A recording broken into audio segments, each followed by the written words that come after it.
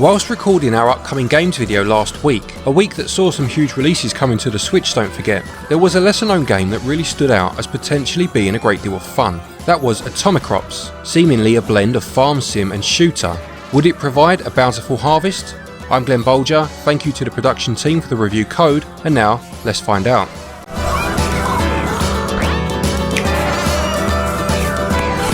So the story of Atomicrops sees you taking over a farm mere minutes before a nuclear blast turns the earth into a barren wasteland. You survived the blast unscathed, but all that's left elsewhere are mutated humanoid animals who now inhabit the local town and the deadly creatures that now call the wastelands their home. Storytelling in-game is practically non-existent. It's hinted at via the tutorial, but I only really know of the story because I watched a trailer that showed this in animated form. To be honest though, the story isn't important, it's just a vehicle to get you playing. What this story does mean to the gameplay though is that your farm is the only source of food for the aforementioned inhabitants of the local town. Each day represents a round of gameplay and you begin on your farm. From here you must till the land and plant seeds in order to grow crops which you can then sell to the town's locals for a profit. You start with a small plot of land. Holding down ZL will see your character till the land, and holding it a second time will plant any seeds you may have into the soil. There is a well of water nearby, and standing next to it will see you fill your watering can, and then just being in the vicinity of any seeds that need watering, shown by a blue water droplet above the seed, will automatically be watered. Pressing B once a crop has grown will harvest them. You may have noticed from the footage that whilst you are doing this you are being attacked by small creatures. This is where the twin stick shooting element comes in. There will be a few enemies around the farm and you must dodge the bullets they fire at you while shooting at them by aiming with the right stick and pressing ZL to fire. What's good is that the game is quite generous in how far away from the soil you can step, providing you hold the button down still, meaning that you can multitask at sorting your crops and shooting enemies pretty well. At the end of each day a helicopter will come and pick you up, taking you back to town so you can sell the crops you managed to harvest. This is the game at its absolute most basic, and there is a lot more to it than that brief synopsis would have you believe. So let's look at the real meat of things now. As you begin each day there is a timer counting down at the top of the screen. This is how much time there is until night falls, and when this happens the vast majority of the enemies come out to feed. The few that you have been dealing with so far were just a warm-up.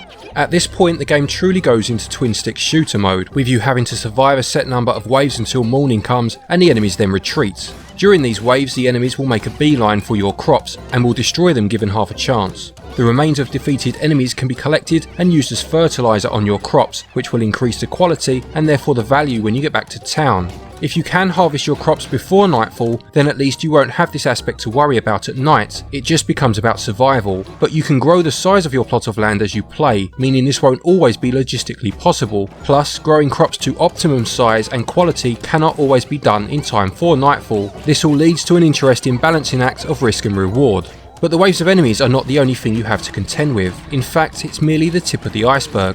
Whilst on your farm, you also have 4 biomes situated to the north, south, east and west. You can explore these at any time, although some will need you to clear a path first. Within these biomes are a host of enemies, generally split into small groups. The groups will all have a flag assigned to them so that you know which enemies to kill for that particular group when things become a bit hectic. Defeating any one group of these enemies will net you a reward of some description. It could be a few seeds, a scroll detailing a perk which can then be used for a temporary boost, a permanent buff to your character, or even an animal that will then come by and help on your farm. The perks might be something like having every plot of your land filled with a seed, or having all of your crops watered for you for one day, and the animals you come across include a cow that will water your crops for you, or a chicken that will get rid of any weeds. Venturing out into these biomes is essential if you want to really start to get good quality seeds and perks, but obviously the amount of enemies found here means the risk of death increases significantly. This being a roguelite, death means starting all over again, losing any progress you have made, although you will be able to post your high score to online leaderboards, which may serve as a badge of honour, unless of course you were rubbish. As I mentioned earlier, surviving the night will see you being taken back to town, and the town acts as a hub area where not only will you sell your crops for the game's currency of cashews, but you can also buy weapons with this currency, buy seeds, or even buy higher priced items such as a tractor. This tractor here, for example, will turn any weeds it drives over into seeds, so it's a very good investment. As well as all of this, growing certain flowers such as roses acts as a second currency of sorts, with you being able to exchange them for extra health points at the town, or you can use them to flirt with some of the locals, who will in turn grant you certain buffs or give you useful items. Each new flirtation takes more roses, doesn't it always, but ultimately you can get married and have that character help you on your farm.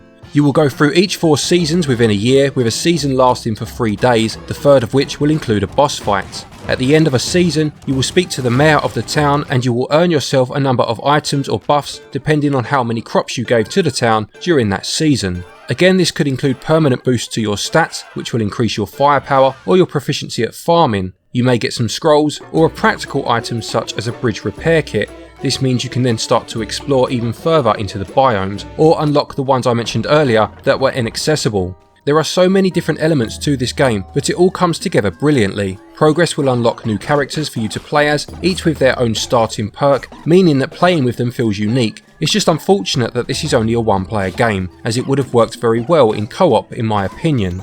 There were some aspects that I didn't like as much, and I'll run through those now. I didn't really think it was necessary to have the few enemies in your farm during the day. Not because it made it harder necessarily, more because at this time I wanted to be able to focus on the farming side properly and use this time to prepare for the night ahead, as you would in a tower defense game for example. Having a few enemies scattered around during your prep time just muddied the water a little and made things feel a bit more cumbersome, plus a bit cheap at times as well.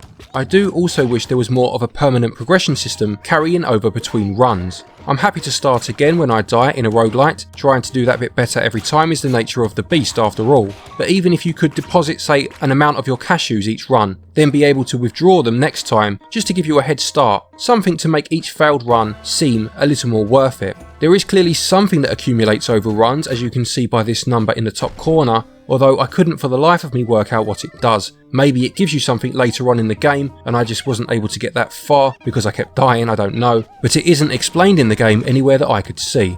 Finally, the guns that you can purchase will break after a day's use. Personally, I didn't care for this mechanic. I like it when roguelites throw weapons and buffs at you, making you feel practically invincible until the next wave ups the ante and potentially knocks you on your backside. I can understand the reasoning behind this idea, but for me, taking power away from you didn't seem to fit this model very well. To be fair, one of the characters you can unlock does have the skill to make weapons last for 2 days, so there is that. With all that said though, this is still a very enjoyable game. I've died a lot, usually getting a little too ambitious and trying to go further into a biome when I should have just been more conservative for the rest of that day, but I've retried straight away every time. There's a huge layer of depth, more than I can cover in such a short time, but it's great discovering more as you go. Gameplay gets 18 out of 20. Controls assist the player with prompts on the screen and logical button layouts, and they also score 18 out of 20. When it comes to the visuals, Atomicrops opts for a pixel art style and an abundance of colour. The lime greens and neon pinks deployed suit the nuclear theme very well, quite possibly because they are colours that remind me of the Toxic Avenger, but whatever the reason, they feel appropriate. The cast of characters, as mentioned, all mutated or anthropomorphic in nature, are a diverse and interesting lot.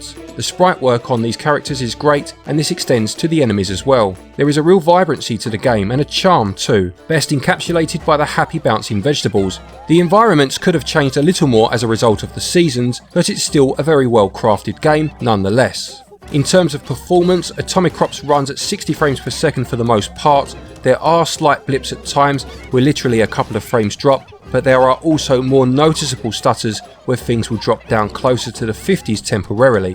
Audio has that noticeable country twang to it during the day segment and then shifts to something a little more sinister at night, all the while still retaining a sense of humour. There are different tracks for the respective biomes and it all has a charm and whimsy about it that fits the setting and theme very well. It starts to get a little repetitive over time, but it's still of a good standard. Visuals are bright and colourful, and 60 frames is certainly welcome, although you will notice those stutters at times, and they score 16 out of 20. Audio is charming, if not a bit repetitive, and score 15 out of 20. Atomicrops costs £13.49, $14 or €14.99 or 22 Australian dollars 50. As a roguelite, there will be a lot of starting again, and it always depends on the individual's stamina for such games. The quality of the production values mixed with a really unique and interesting premise for what is a very fair price means that if you are a fan of roguelites, you will certainly get your money's worth. Value scores 17 out of 20. To conclude, Atomicrops is a very well crafted game whose premise alone almost makes it worth a purchase for those who enjoy roguelites. There are a couple of elements missing for me personally in terms of what I like to find in my roguelites, and for this reason for me it's just behind gems such as Risk of Rain, Binding of Isaac, Enter the Gungeon and Dead Cells. But to be fair, if you are anywhere near the conversation when games of such quality are being mentioned, then you have most certainly done something right, and Atomicrops is definitely in that conversation.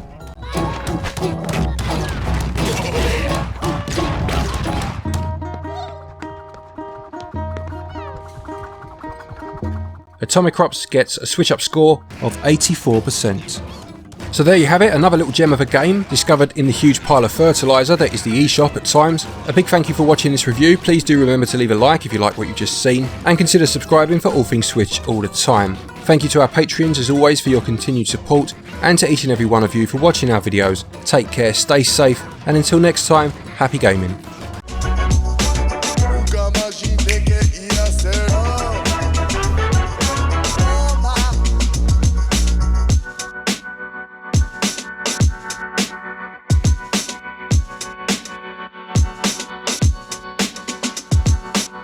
Bom dia, mais dia maravilhoso nessa terra. Bom dia.